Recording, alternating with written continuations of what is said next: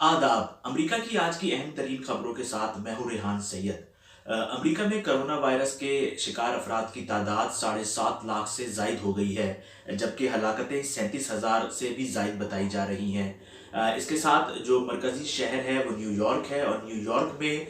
इस वक्त जो हलाकतें हैं वो 17,131 से जायद, जबकि 2,31,000 से जायद अफराद के जो टेस्ट हैं न्यूयॉर्क में उसकी रिपोर्ट्स मुस्बत आई हैं। हुकूमत की जानिब से अहम इकदामात किए जा रहे हैं। अब न्यूयॉर्क के अंदर मास्क पहनना लाजमी करार दे दिया है, और इसके साथ ही जो मेयर है न्यूयॉर्क के, उन्होंने एक अलर्ट सर्विस का भी आगाज़ कराया है। और उस अलर्ट सर्विस में लोग बता सकेंगे कि कौन अफराद ऐसे हैं जिन्होंने मास्क नहीं पहने हुए हैं। और ये एक बहुत अहम इकदाम रियासत की तरफ से उठाया गया है, क्योंकि बताया जा रहा है कि मास्क पहनने से काफ़ी सहूलियात लोगों को मिलेंगी, और जो कोरोना वायरस की शिद्दत है, जो मुतासरीन की शिद्दत है, उसके अंदर कमी वाक़ई होगी। एक मुल्क दुनिया में ऐसा भी है जहाँ पर बहुत इस बात की तारीफ़ की गई है कि उन्होंने बहुत अच्छे इक़दामात किए कोरोना वायरस के सिलसिले में, और उस मुल्क का नाम है न्यूज़ीलैंड। न्यूज़ीलैंड जिसकी मजमूई आबादी सिर्फ 50 लाख है, जब उनको इस वबा का पता चला कि ये आस पास के इतराफ़ के बॉर्डर के मुल्कों में पहुँच गई है, तो उसके बाद से ही उन्होंने फ़ौरन ही चौथे दर्जे का लॉकडाउन का आगाज़ कर दिया। न्यूज़ीलैंड के अंदर कोई रिपोर्ट नहीं हुई थी,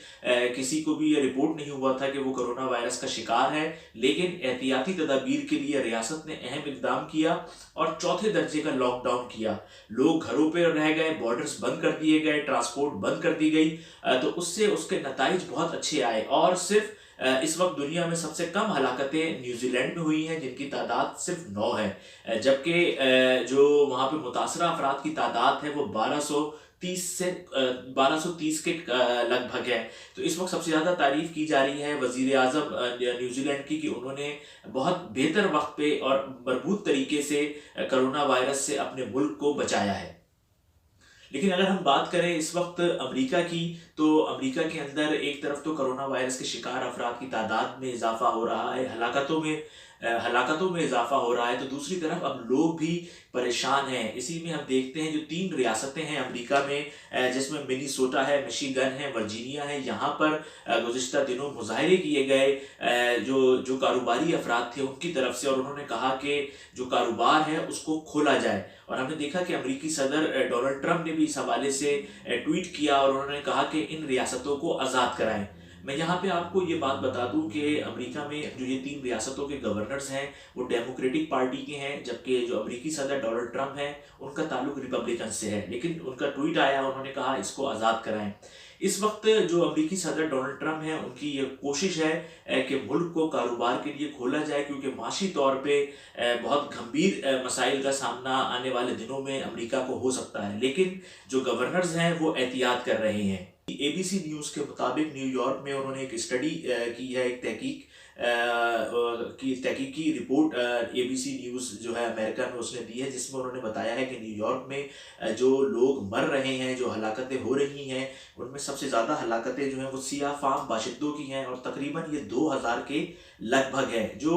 मजमूई आबादी है न्यूयॉर्क की, उसमें जो 16% है वो मुश्तमिल है सिया फाम अफराद पर, लेकिन जो हलाकतें हैं इनकी वो 30% हैं। तो जिसमें उन्होंने बताया है अपनी रिपोर्ट में कि सबसे ज़्यादा हलाकतें न्यूयॉर्क में सियाफाम अफराद की हुई हैं। उसके बाद जो स्पेनिश यहाँ आए हुए हैं उनकी तादाद जो है वो 1696 के करीब है। और उसके बाद सबसे कम जो लोग हलाक हुए हैं वो एशिया से ताल्लुक़ रखने वाले हैं, और उनकी तादाद 463 है। अब इसके अंदर लाजमी सी बात है, एक तेज़ी के साथ हम देख रहे हैं कि इजाफा हो रहा है, लेकिन अब से 8 घंटे पहले ये रिपोर्ट आई है, और उसमें ये बताया गया है कि जो सबसे ज़्यादा हलाकतें हैं वो न्यूयॉर्क में सिया फाम बाशिंदों की हैं। इस वक्त जो कब्रिस्तान के मामलात हैं वो बहुत इस वक्त पेचीदा हैं, क्योंकि हम देख रहे हैं कि लोग जिसका भी इंतकाल हो रहा है, चाहे वो पाकिस्तान से या दीगर और ममालिक से हैं, तो उनको जो कब्रों का हसूल है اس میں کافی وقت لگ رہا ہے، اور یہ بتایا جا رہا ہے کہ 3-4 دن کے بعد دفنانے کا وقت دیا جا رہا ہے، اور صرف 10 سے 12 افراد کو ہی جو ہے وہ شرکت کی اجازت دی جاتی ہے قبرستان میں، کہ وہ آئیں نماز جنازہ میں شرکت کریں۔ باقی جو ان کے رشتہ دار ہیں، احباب ہیں، ان کو انٹرنیٹ کے ذریعے جنازہ دکھایا جاتا ہے، اور قبرستان میں مردے کی شکل کو دیکھنے کی بھی اجازت نہیں ہے۔ جو باکس بند آتا ہے وہ بند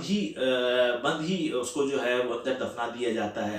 قبر کے اندر دفنا دیا جاتا ہے۔ اب ایسے میں بعض پاکستانیوں کا انتقال ہوا ہے، ان کی جو فیوٹرل ہاؤسز میں اس وقت جنازے ہیں، لیکن ابھی تک جو ہے وہ ٹائم نہیں دیا گیا ہے قبرستان کی طرف سے کہ ان کو دفنانا کب ہے، تو اس لیے لوگ پریشان ہیں۔ لیکن یہ ایک وبائی صورتحال ہے، تو اس کے اندر ایسی پریشانیوں کا سامنا تو ہوتا ہی ہے۔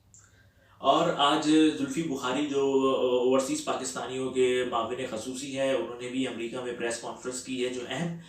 جو افراد ہیں امریکہ میں، ان کے ساتھ انہوں نے گفتگو کی ہے انٹرنیٹ پہ، جس کے اندر کونسلر جو امریکہ میں پاکستانی سفیر ہیں اسد مجید خان، اور جو دیگر افراد ہیں انہوں نے ان سے گفتگو کی ہے، باقاعدہ بہت لمبی ٹاک ہوئی ہے، جس کے اندر تمام افراد نے اپنی رائے دی ہے، اور جو حکومت کو اپنی گزارشات تھیں وہ پہنچائی ہیں، جو بھی خدشات تھے وہ بتائے ہیں۔ اور اسی میں ایسا جو گفتگو ہے اس سے ایسا تاثر بھی گیا ہے کہ جیسے کہ تحریک انصاف جو امریکہ ہے، نیو یارک ہے، اس کے اندر آپس کے اندر ہی بہت زیادہ ٹوٹ پھوٹ کا شکار ہے یہ۔ اور میں آپ کو ایک بات بتاؤں کہ یہ بہت بڑا المیہ ہے پاکستانیوں کے لیے کہ نیو یارک میں لاکھوں کی تعداد میں پاکستانی ہیں، لیکن کوئی مرکزی جماعت نہیں ہے، کوئی مرکزی این جی او نہیں ہے، ہر کسی کی اپنی اپنی تنظیمیں ہیں، اپنی اپنی این جی اوز ہیں، اس کے تحت وہ کام کر رہے ہیں، جس کی وجہ سے جو ایک بڑے پیمانے پر کام ہے وہ ہمیں اس طریقے سے نظر نہیں آتا ہے جس طرح سے نظر آنا چاہیے۔ جو کونسلر عائشہ علی ہے، انہوں نے بھی وائس آف امریکہ کو انٹرویو دیا ہے، انہوں نے بتایا ہے کہ 24 گھنٹے ڈیسک ہے وہ کام کر رہی ہے، اور جو لوگوں کی شکایات ہیں ان کو دور کر رہے ہیں، ان کے مسائل کو حل کر رہے ہیں۔ بعض طلباء کے تعلیمی معاملات تھے تو اس کے حوالے سے ان کو رہنمائی بھی فراہم کی جا رہی ہے۔